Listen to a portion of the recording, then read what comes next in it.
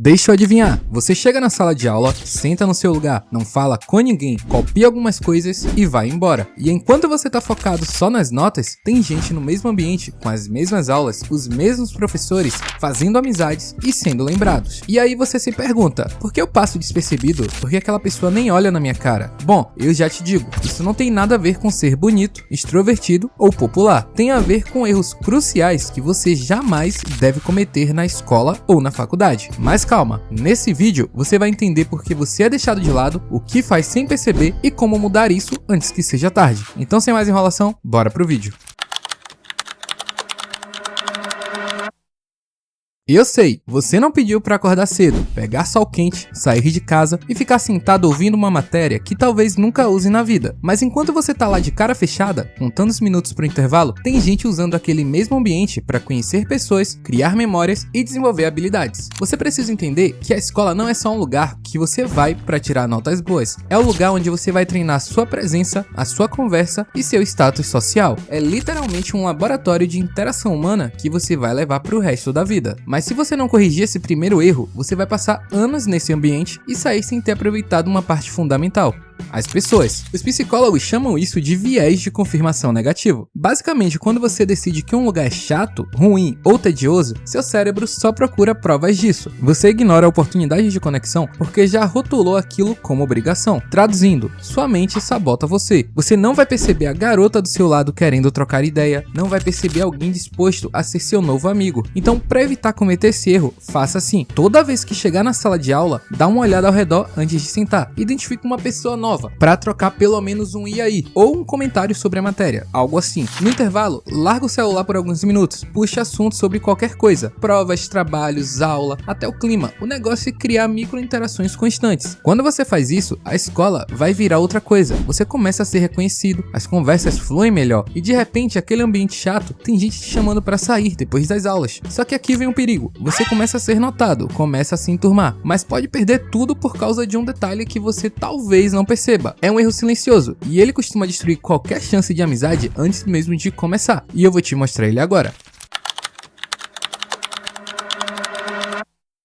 Você senta, observa, evita chamar atenção e espera que alguém se aproxime. O problema, ninguém faz isso por você. Se você não mostra presença, não interage e não contribui, você simplesmente não é visto. E no ambiente escolar ou universitário, quem não é visto não é lembrado. A neurociência chama isso de ausência perceptível. Se você não gera estímulos, fala, reage ou participa, o cérebro das pessoas ignora sua presença. Você até pode ser simpático, mas sem sinais claros de existência, você é invisível. Então, se você é tímido demais, use as seguintes dicas. Responda quando te perguntarem algo, mas acrescente uma informação extra. Passe a aproveitar trabalhos em grupos para interagir com pessoas diferentes. Além disso, faça micro interações diárias com as pessoas. Um cumprimento, um comentário rápido, uma risada genuína. Pequenos sinais de vida contam mais do que você imagina. Quando você aparece do jeito certo, mesmo discretamente, as pessoas passam a notar e incluir você. Você deixa de ser invisível e passa a existir no radar social. Mas atenção, do outro lado existe quem exagera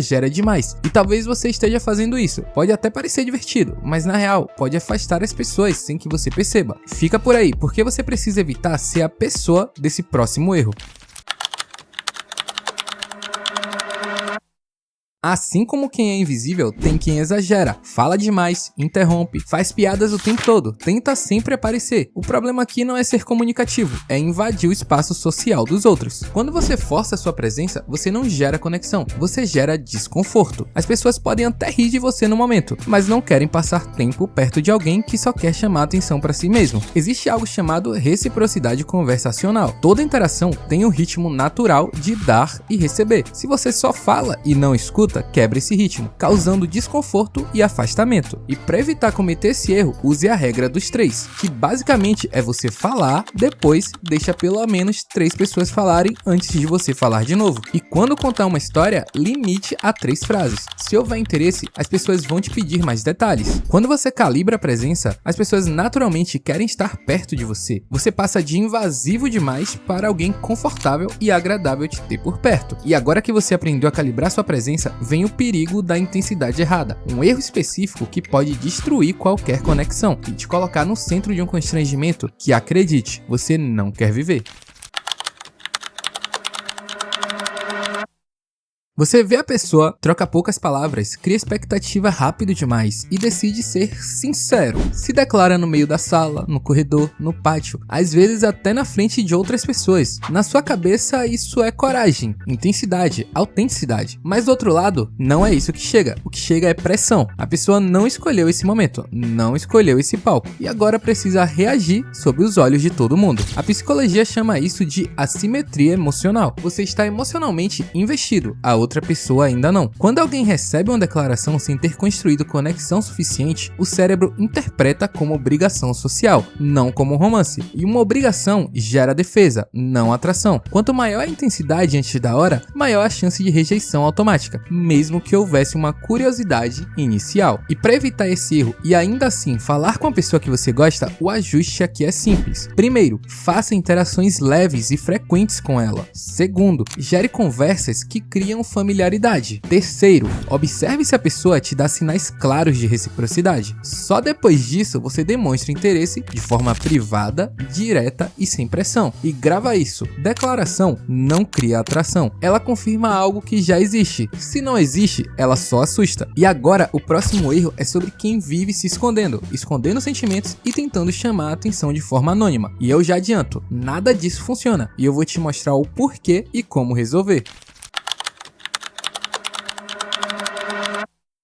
Você gosta da pessoa, mas não tem coragem de se mostrar, e então vira o admirador secreto. Manda bilhetinho, mensagem anônima, cria perfil fake, manda indiretas sem nome. Olha, eu vou te falar uma verdade que você precisa entender imediatamente. Quando alguém recebe uma mensagem anônima, ela não pensa em quem mandou, ela pensa na pessoa que ela já gosta atualmente, e na maioria das vezes, não é você. E isso acontece por um fenômeno chamado projeção emocional. O cérebro sempre associa estímulos positivos às pessoas que já ocupam espaço emocional. Ou seja, você acha que está competindo, mas na prática você nem entrou no jogo. Você não cria atração. Você vai reforçar a imagem do verdadeiro crush da pessoa que você é um admirador secreto. E para resolver isso, a regra também é simples. Nada de anonimato, nada de indireta vazia, nada de agir pelas sombras. A atração exige presença, rosto, voz e interações reais. Você não precisa se declarar, mas precisa existir, porque ninguém se interessa por alguém que nunca conheceu. E agora vem o último erro, e esse aqui talvez seja o mais importante de todos, porque ele tem a capacidade de dizer como vai ser o resto da sua vida, quando se trata de lidar com as pessoas. Mas antes de irmos para ele, se você tá curtindo o conteúdo, deixa o like, hypa o vídeo e se inscreve aqui no canal. Isso me ajuda a continuar trazendo mais vídeos para você.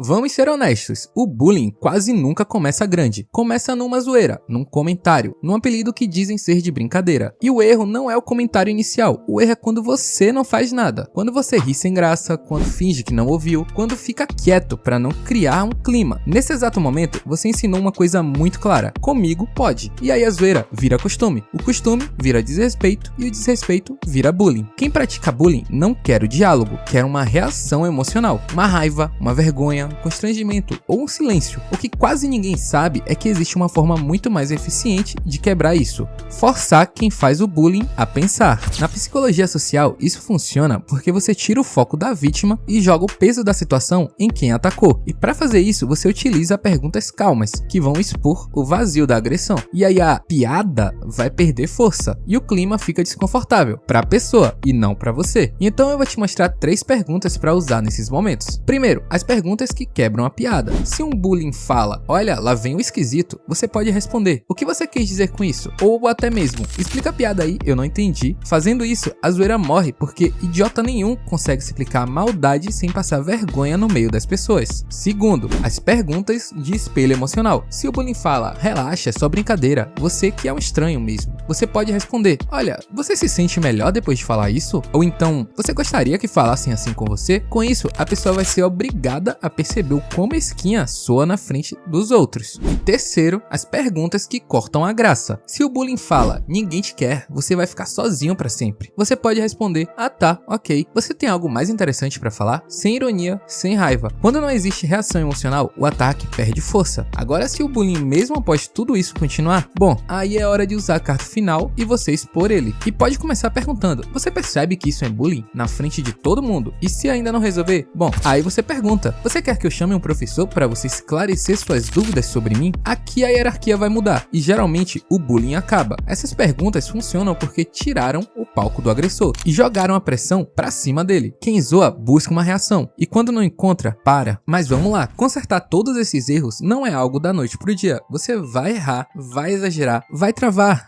depois vai corrigir. E isso faz parte. Mas o que não pode acontecer é você passar anos na escola ou na faculdade indo embora todo dia com a sensação de que podia ter sido diferente. Esses ambientes são onde a reputação nasce, onde a confiança é construída e onde muita gente descobre quem realmente é. E se você quer ir além e entender o que realmente faz alguém ser visto como uma pessoa atraente, não só na escola ou na faculdade, mas em qualquer ambiente, o vídeo que está aparecendo aí na tela vai te mostrar 10 dicas que vão te deixar mais atraente segundo a psicologia. E lembra sempre, é você no controle, você protagonista. Tamo junto, até o próximo vídeo.